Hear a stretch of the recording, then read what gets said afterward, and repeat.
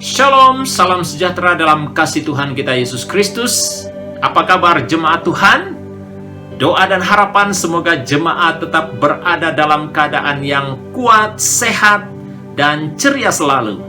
Puji Tuhan, kita bersyukur karena kita dapat bertemu kembali menerusi acara ibadah online pada minggu ini. Terima kasih untuk tim yang setia melayani kita. Tim media, tim praise and worship, dan tim pemusik, dan tim pendoa, dan jemaat yang setia berdoa untuk pelayanan Tuhan, untuk pelayanan gereja Tuhan di SIB City Life Church Kuala Lumpur. Terima kasih untuk komitmen Anda. Kiranya Tuhan Yesus terus memberkati hidupmu dan pakai hidupmu menjadi berkat dimanapun engkau berada. Jemaat yang saya cinta dalam Tuhan Yesus Kristus, dalam beberapa minggu ke depan ini saudaraku, kita masih meneruskan pengajaran firman yang berkaitan dengan menyelesaikan misi Bapa. Namun saudaraku, kita akan melihat teladan Kristus, bagaimana dia telah menyelesaikan misi Bapa itu. Sempena Christmas yang tidak lama lagi menjelang tiba ini saudaraku, kita akan membahas firman Tuhan berkaitan dengan Natal. Dan apa yang harus kita ketahui, yang harus kita pelajari menerusi bahagian firman yang disampaikan. Namun jemaat Tuhan, pada hari ini kita akan mempelajari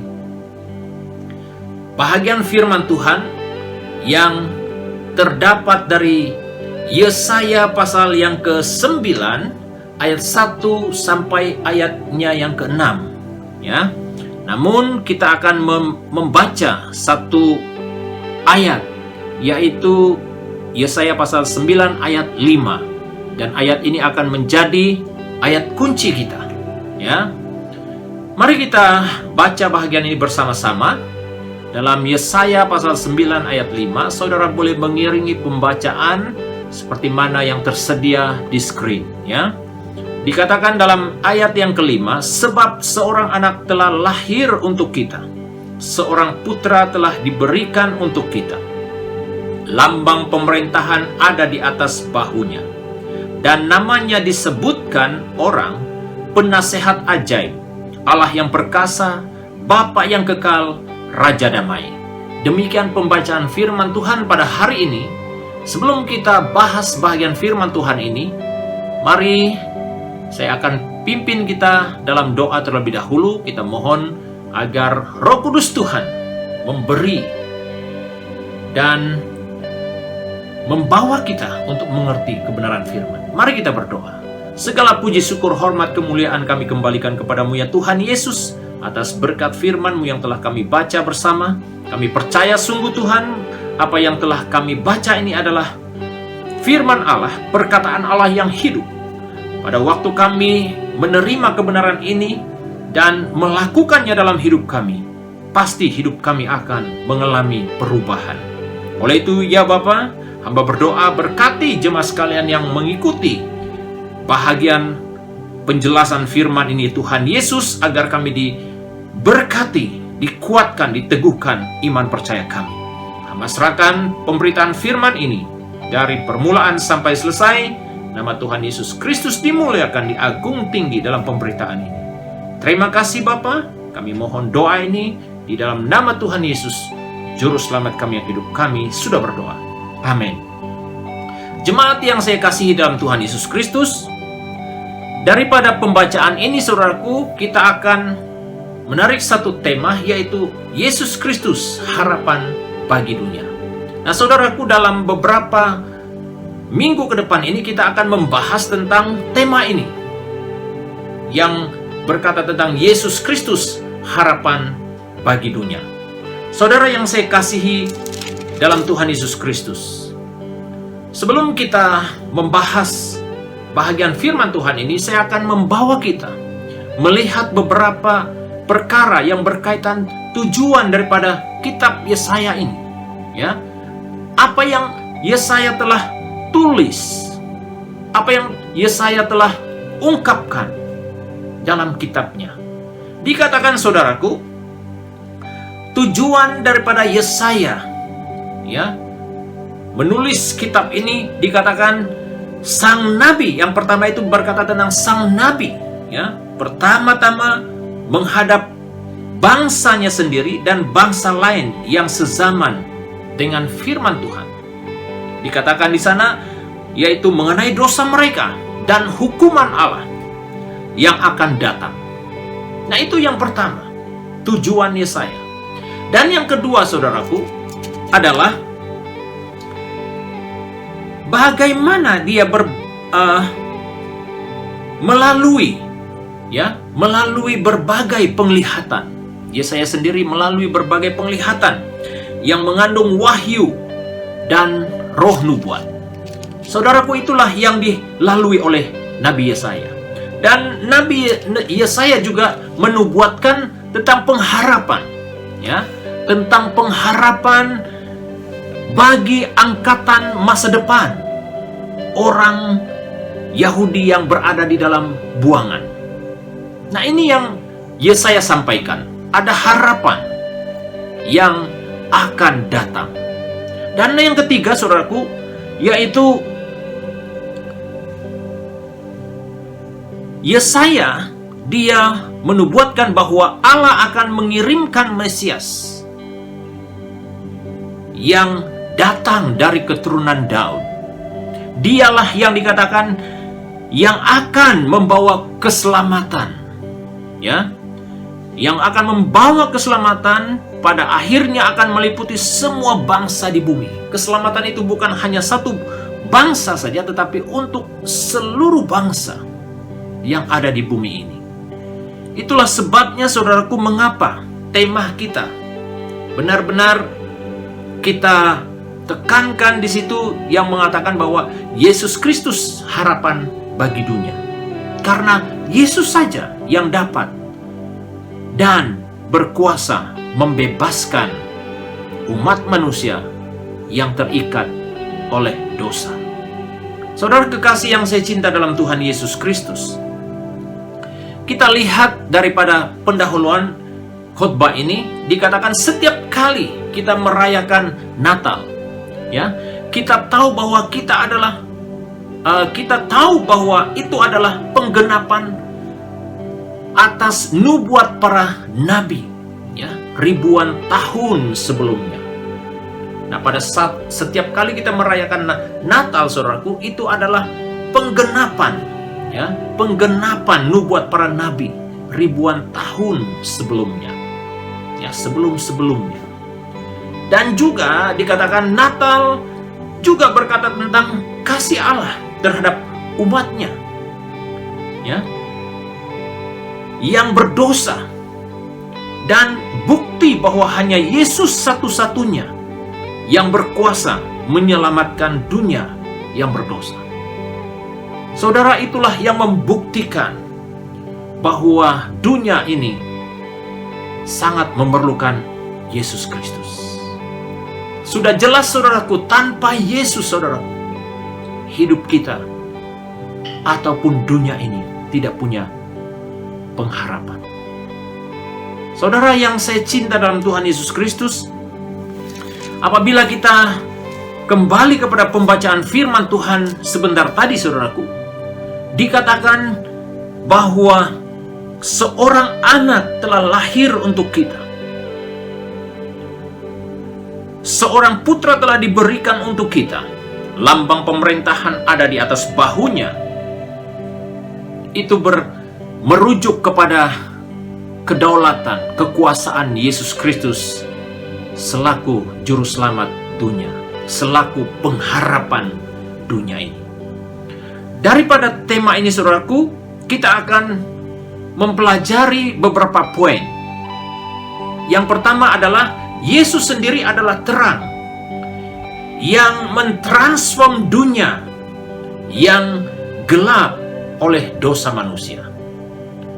Dia adalah terang yang menerangi dunia yang penuh kegelapan ini, yang disebabkan oleh karena pelanggaran, oleh karena dosa dan kejahatan manusia. Dalam ayat yang pertama, Yesaya pasal 9 ayat yang pertama, saya akan baca bahagian ini. Dikatakan di sana, bangsa yang berjalan dalam kegelapan telah melihat terang yang besar.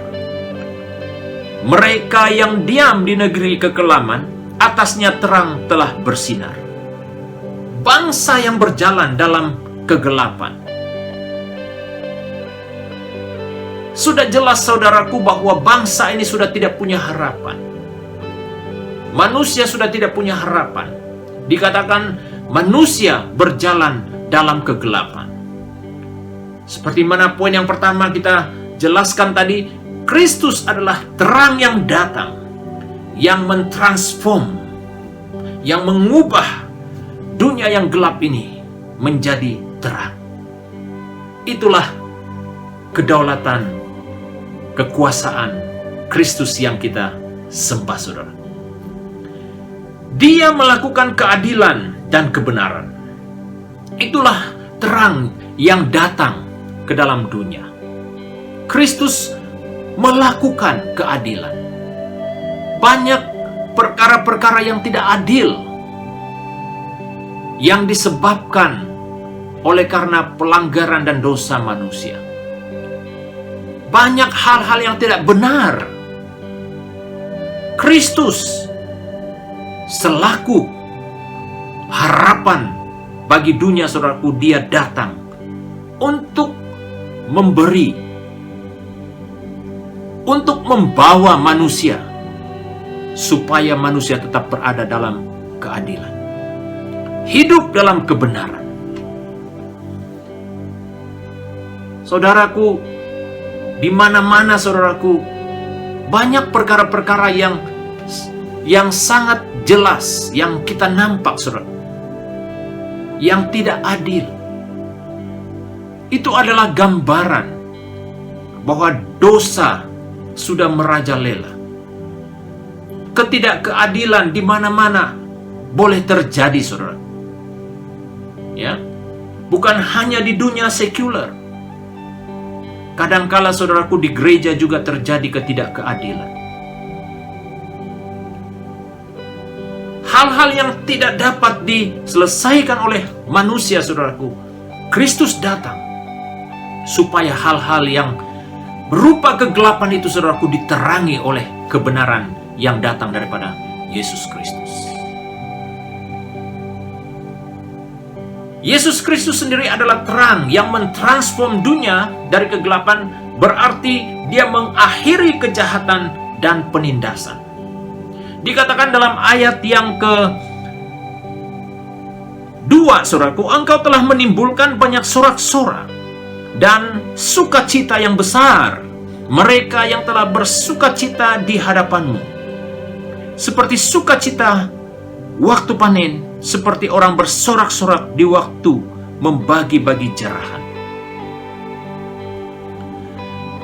Itulah yang dilakukan Yesus Kristus sebagai pengharapan bagi dunia ini, ya, di mana dikatakan, saudaraku, Yesus Kristus, dia apa? Menimbulkan sukacita, damai. Dikatakan sorak-sorai terjadi, saudaraku. Itulah kedaulatan Kristus. Kebenaran adalah sifat yang dimiliki oleh Mesias yang keluar dari tunggul Isai. Apa maknanya, saudaraku? Dalam Yesaya pasal 11 ayat 3 sampai 5, saudara boleh rujuk bahagian itu. Itu menceritakan tentang kehadiran Kristus itu membawa perubahan yang besar. Yesaya menggambarkan ada satu dunia baru yang muncul pada waktu Kristus datang sebagai Raja yang menghakimi dunia. Dia telah memberi harapan awal sebelumnya, saudara. Pada saat dia datang, saudaraku, segala sesuatu yang tidak benar itu, saudaraku, akan dilenyapkan. Itulah yang dikatakan kebenaran adalah sifat yang dimiliki oleh Mesias yang keluar dari tunggul Isai. Memang, saudaraku, pada waktu kita berhadapan dengan kehidupan kita pada hari-hari ini. Tentu saja saudaraku, kadangkala kita kalah oleh karena kejahatan. Tapi hari ini saudaraku, kita mendengar berita baiknya. Yesus Kristus, Dia datang memberi perubahan. Dia memberi harapan kepada kita. Hal-hal yang tidak benar saudaraku, itu diganti dengan kebenaran. Saudaraku, inilah tandanya bahwa Yesus Kristus itu adalah harapan dunia. Hari-hari ini saudaraku, hal yang kita dengar, hal yang kita lihat, semuanya saudaraku tidak akan menuju kepada satu harapan dalam hidup kita lagi. Tapi berita yang kita dengar hari ini saudaraku, Yesus Kristus yang datang itu, Dialah harapan bagi saya, bagi kita semua. Itulah yang Yesus lakukan selaku harapan bagi dunia ini. Dia menerangi dunia ini dengan kebenarannya, dan segala kegelapan itu akan dilenyapkan. Dan hal yang kedua saudaraku, apa yang Yesus Kristus lakukan sebagai pengharapan bagi dunia, yaitu Yesus dikatakan adalah Raja yang berkuasa mematahkan kuasa setan. Agenda yang dilakukan oleh setan adalah ingin membinasakan setiap manusia. Namun Kristus sebagai pengharapan dunia saudaraku, Dia adalah Raja yang berkuasa yang mematahkan kuasa setan. Dalam Yesaya pasal 9 ayat 2 hingga 8 dikatakan, dalam ayat 3 saya akan bacanya.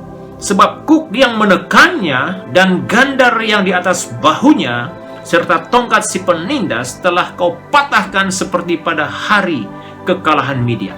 Puji Tuhan, itulah yang Yesus lakukan selaku pengharapan dunia. Dikatakan Yesus Kristus mengalahkan kuasa setan itu. Dia mematahkan kuasa setan. Apa yang Dia lakukan sebagai Raja yang berkuasa mematahkan kuasa setan? Allah Bapa sendiri telah menggenapi apa yang dikatakan tentang kuasanya di dalam kitab Kejadian, ya. Dalam kitab Kejadian pasal yang ketiga ayat 15 dikatakan Allah Bapa telah menggenapi nubuat dalam kitab Taurat Musa. Saya akan baca bagian ini dalam kitab Kejadian pasal 3 ayat 15 dikatakan firman-nya kepada perempuan itu, aku akan mengadakan permusuhan antara engkau dan perempuan ini, antara keturunanmu dan keturunannya. Keturunannya akan meremukkan kepalamu dan engkau akan meremukkan tumitnya. Meremukkan kepalamu. Itu berkata tentang kekuasaan Yesus Kristus sebagai Raja mematahkan kuasa setan. Itu telah dinyatakan oleh Allah Bapa menerusi nubuat dalam kitab Taurat Musa. Dan menggenapi nubuat para nabi. Kalau kita rujuk dalam Yesaya, kembali kepada kitab Yesaya saudaraku, ya. Dalam kitab Yesaya pasal yang ke-7, ya. Pasal yang ke-7 ayatnya yang ke-14. Saya akan baca bahagian ini. Sebab itu Tuhan sendirilah yang akan memberikan kepadamu suatu petanda. Sesungguhnya seorang perempuan muda mengandung dan akan melahirkan seorang anak laki-laki, dan ia akan menamakan dia Immanuel. Kalau dalam Injil Matius, Immanuel, Allah beserta kita.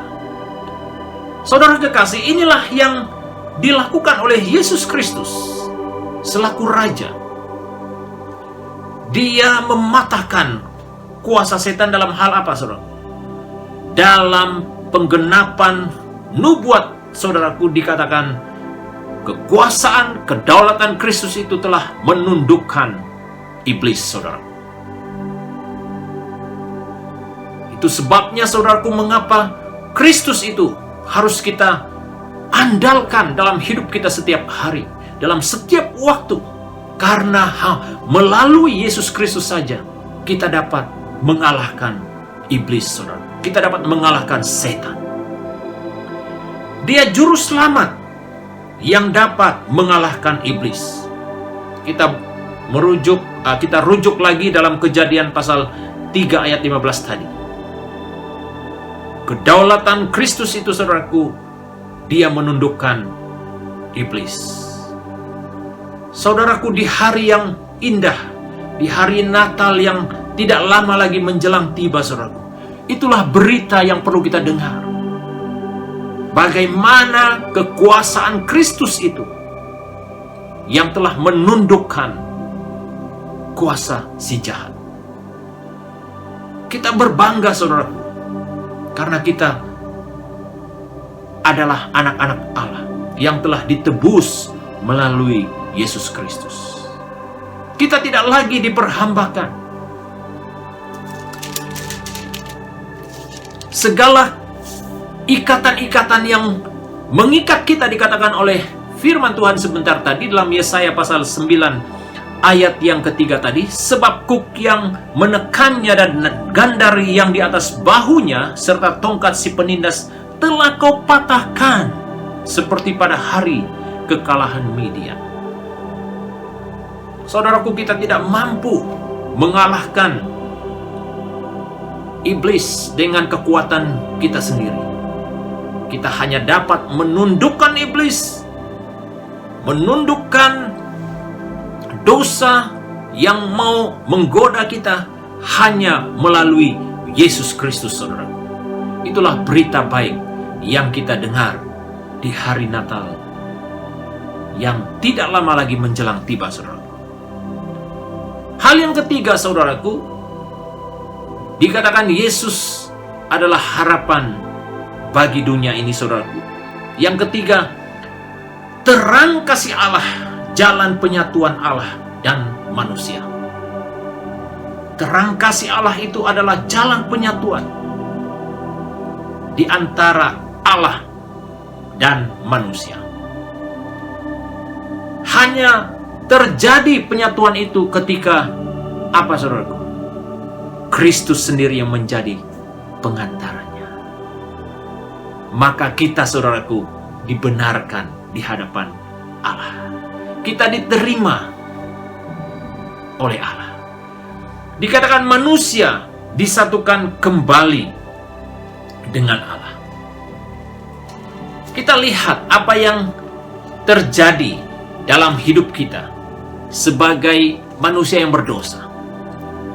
Ya, kita rujuk dalam 1 Petrus pasal yang kedua, ayatnya yang ke-25, ya. Firman Tuhan berkata demikian, sebab dahulu kamu sesat seperti domba, tetapi sekarang kamu telah kembali kepada gembala dan pemelihara jiwamu. Kita ini sesat. Seperti apa? Domba, saudaraku, ya. Domba berkata tentang apa, saudara? Binatang yang sangat lemah dan tidak dapat membuat apa-apa. Manusia itu, saudaraku, sama seperti dikatakan domba. Dahulu kita adalah orang yang sesat. Terang Kristus yang datang menyatukan manusia dan Allah.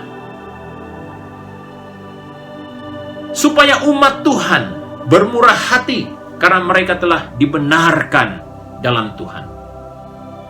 Saudaraku, kalau kita ada hari ini, itu bukan karena diri kita hebat, bukan. Itu karena Yesus Kristus.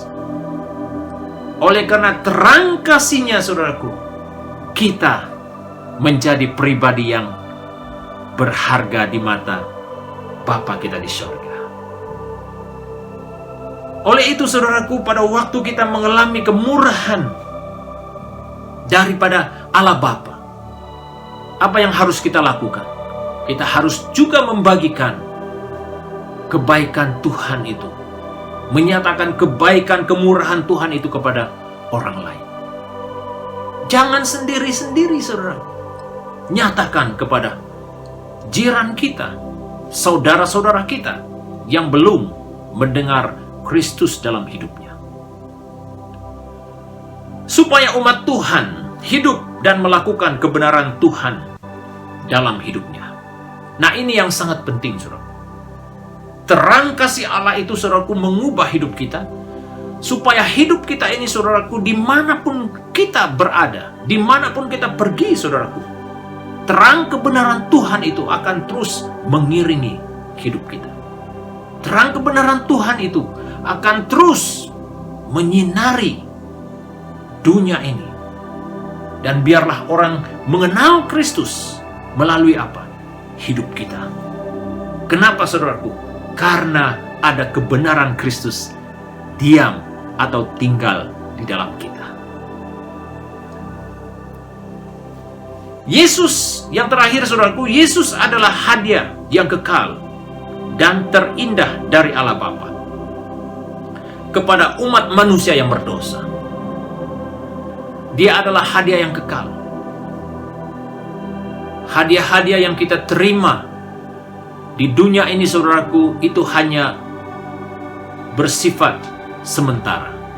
Tetapi hadiah yang datang daripada Allah Bapa melalui Yesus Kristus itulah hadiah yang kekal.